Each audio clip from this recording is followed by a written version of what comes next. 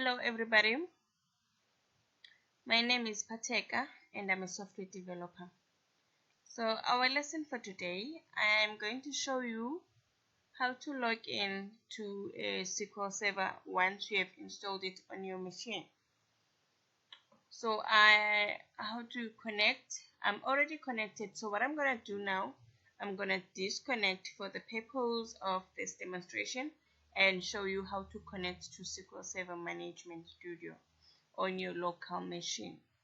I'm sure everybody is just excited and waiting to see this. Okay, so we've just disconnected and now let's connect. Go to database engine.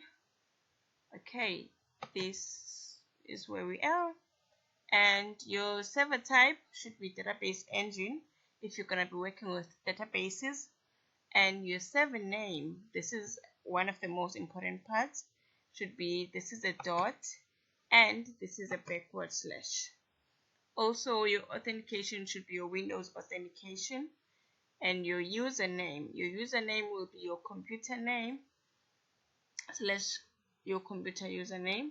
And how do you check your computer name?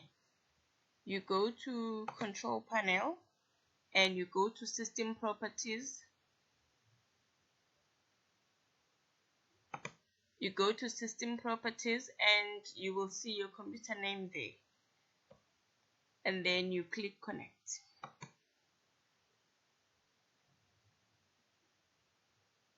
And there you are. Bob is your uncle.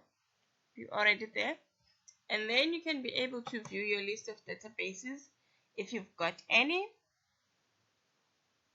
Everything is there. You are ready to use your SQL Server Management Studio. All you need to do is to restore a database and get on working. See you in the next lesson in how to restore a database. Thank you so much.